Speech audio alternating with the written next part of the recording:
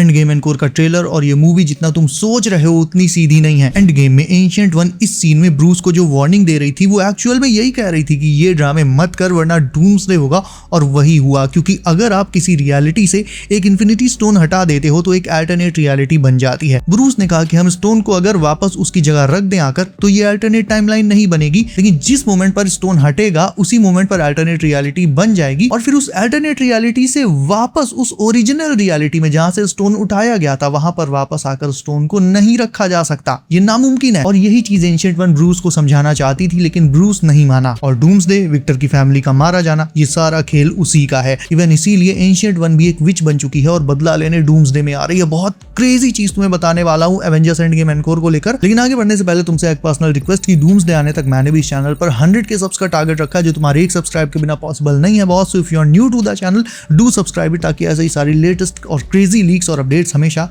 तुम्हें सबसे पहले मिलती रहें। ओके, सो डूम्सडे में इन्फिनिटी स्टोन्स का एक बहुत बड़ा पार्ट है, स्पेशली टाइम स्टोन का। तुम्हें लगा होगा कि इन्फिनिटी स्टोन्स की कहानी खत्म हो गई, लेकिन ऐसा बिल्कुल नहीं है। तुमने एक चीज गौर करी, एंड गेम एनकोर के तुम जितने भी पोस्टर्स अभी आए हैं उन्हें उठाकर देखो, उनमें तुम्हें इन्फिनिटी स्टोन्स तो दिखेंगे लेकिन टाइम स्टोन कहीं नहीं दिखेगा। यानी टाइम स्टोन को हर एक पोस्टर से गायब कर दिया गया है। ऐसा क्यों? क्योंकि स्टीव पास्ट में जाकर सारे स्टोन्स को और स्पेशली टाइम स्टोन को उसकी जगह पर वापस रख ही नहीं पाया। एंड गेम में बनी काफी सारी अल्टरनेट टाइमलाइंस तो टीवीए ने प्रून ही कर दी थी, लाइक वो लोकी वाली 2012 की टाइमलाइन कुछ प्रून नहीं भी करी थी या बाद में कर दी होंगी।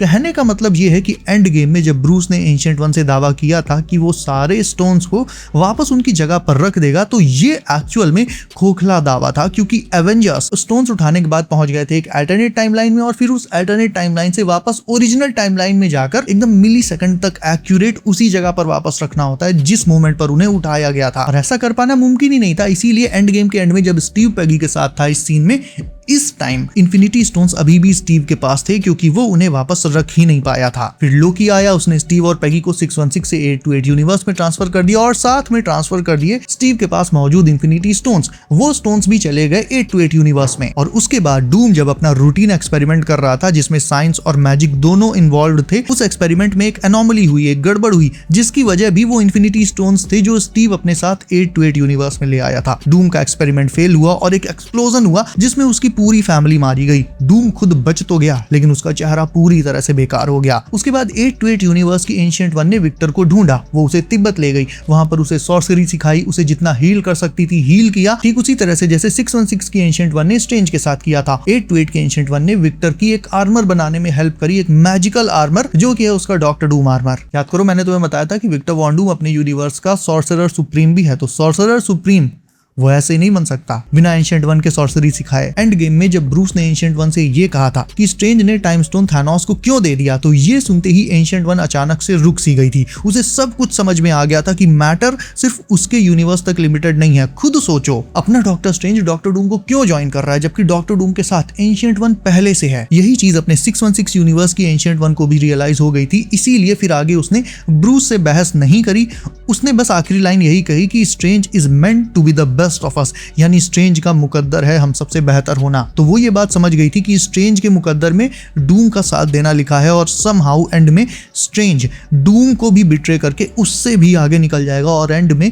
वो स्ट्रेंज की ही चालाकी होगी जो मल्टीवर्स को बचा पाएगी। इसीलिए उसने आगे ब्रूस से बिना कुछ कहे उसे टाइम स्टोन दे दिया, जबकि वो अच्छे से जानती थी कि एक बार उसने स्टोन दे दिया तो हीरोज वापस आकर उन स्टोन्स को उनकी ओरिजिनल टाइमलाइंस में सेम उसी एग्जैक्ट मोमेंट पर नहीं रख पाएंगे। और जैसे ही स्टीव और पेगी 616 से 828 यूनिवर्स में आए, 828 यूनिवर्स की एंशिएंट वन को भी ये रियलाइज हो गया, उसे एहसास हो गया कि उसके टाइम स्टोन के अलावा एक दूसरा टाइम स्टोन और दूसरे इन्फिनिटी स्टोन्स भी उसके यूनिवर्स में आ गए हैं। और विक्टर के एक्सपेरिमेंट में हुए धमाके की वजह भी यही है। इसीलिए अब एंशिएंट वन डूम के साथ है। इसीलिए टाइम स्टोन सबसे ज्यादा इंपॉर्टेंट है, ना सिर्फ एवेंजर्स एंड गेम एनकोर की कहानी में बल्कि डूम्सडे की कहानी में भी। और इसीलिए सबसे अजीब बात यह है कि तुम एंड गेम एनकोर के किसी भी पोस्टर में टाइम स्टोन को नहीं देख पाओगे। टाइम स्टोन आखिरकार इन पोस्टर से क्यों गायब है और इसके पीछे की कहानी क्या है, ये जानने के लिए तुम्हें देखनी पड़ेगी end game encore. End game encore के 2 नए सीन्स निकलकर सामने आ गए हैं। हालांकि ये डिलीटेड सीन्स हैं, हो सकता है उन्हें एनकोर में शामिल किया जाए। पहले एवेंजर्स एंड गेम जो आई थी उसमें इन्हें शामिल नहीं किया गया था। तो ये नए सीन्स कौन से हैं ये तुम्हें बता देता हूँ। पहले सीन में स्कॉट लैंग, हल्क और नेबुला टाइम ट्रैवल वाले क्वांटम सूट को टेस्ट कर रहे होते हैं और वहां टोनी आ जाता है।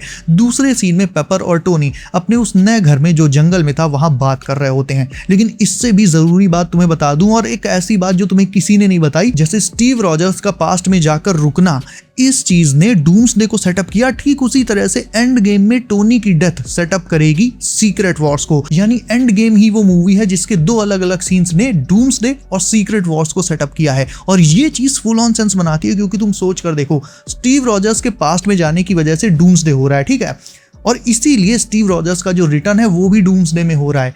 टोनी का रिटर्न डूम्सडे में नहीं हो रहा है। क्यों? क्योंकि टोनी के स्नैप वाले, उसकी डेथ वाले सीन ने सीक्रेट वॉर्स को सेटअप किया था। और मैं तुम्हें पहले भी बता चुका हूं कि टोनी स्टार्क का रिटर्न होगा सीक्रेट वॉर्स में। ऑल्सो एंड गेम एनकोर का जो पोस्ट क्रेडिट सीन होगा वो भी सीधे सीधे डूम्सडे का ही सेटअप होगा। और बात स्टीव की ही चली है तो बता दूं कि सीक्रेट वॉर्स में वो एक बार फिर से अपना फेमस डायलॉग बोलेगा, वो डायलॉग जो सिर्फ स्टीव रॉजर्स पर सूट करता है। और इससे पहले ये लाइन स्टीव ने आखिरी बार सिविल वॉर में टोनी से बोली थी जब इनकी फाइट हो रही थी। तो वही लाइन रिपोर्टेडली स्टीव फिर से सीक्रेट वॉर्स में रिपीट करने वाला है। नाउ वो लाइन क्या है ये तुम मुझे कमेंट करके बताओ। ऑल्सो डूम्सडे की अभी एक नई इमेज लीक हुई है, मतलब सबसे लेटेस्ट है। अब मुझे नहीं पता कि ये रियल है या एआई है, लेकिन इस इमेज में नेमोर स्यू को कसके पकड़े हुए है। देखकर ऐसा लग रहा है कि कोई ऐसे सीन की इमेज है ये जिसमें नेमोर स्यू को किसी खतरे से बचा रहा हो। तो मेरे ख्याल से ये अगर ये सच है, अगर ये रियल इमेज है, तो ये उस सीन की हो सकती है जब डूम फ्रैंकलिन को किडनैप करके जा रहा हो, स्यू उसके पीछे गई हो और डूम ने उस पर कोई अटैक कर दिया हो और आखिरी मोमेंट पर आकर नेमोर ने स्यू को बचा लिया। इसके अलावा डूम्सडे में सेंट्री को उसका मोमेंट मूवी के बिल्कुल एंड में मिलेगा जब 616 यूनिवर्स पर अटैक होगा।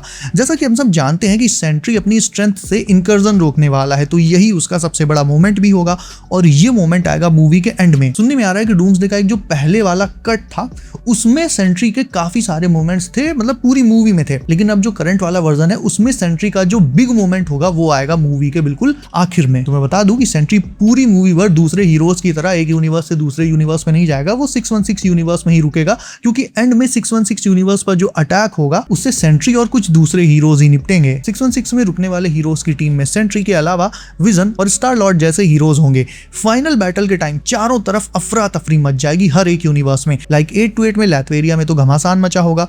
उसके अलावा 616 यूनिवर्स में इंकर्जन तो होने ही वाला होगा, उसके साथ ही साथ डूम बॉट्स और डूम की विचेस अटैक कर देंगी और यहाँ रुके हुए हीरोज इन्हीं से लड़ेंगे। बाकी सारे हीरोज ग्राउंड पर फाइट करेंगे, लेकिन सेंट्री वो आसमान में जाकर इंकर्जन को रोकेगा, हालांकि ज्यादा देर तक रोक नहीं पाएगा। डूम्सडे में बहुत सारे ओजी हीरोज मारे जाने वाले हैं, उनकी ये जो डेथ होगी ये परमानेंट होगी, यानी अक्सर करके जो हीरोज का रिटर्न हो जाता है वो फिर आगे नहीं होगा। कौन कौन से हीरोज मारे जा सकते हैं वो भी तुम्हें बता देता हूँ। प्रोफेसर एक्स तो भाई मारे ही जाएंगे, मैग्नेटो के बचने के भी बहुत कम चांसेस हैं, नाइट क्रॉलर तो गया समझो, और इन हीरोज का रिटर्न फिर दोबारा कभी नहीं होगा, क्योंकि जो नए एक्समैन आने वाले हैं जो सीक्रेट वॉर्स में आएंगे वो फिर इनकी जगह लेकर आगे कंटिन्यू करेंगे।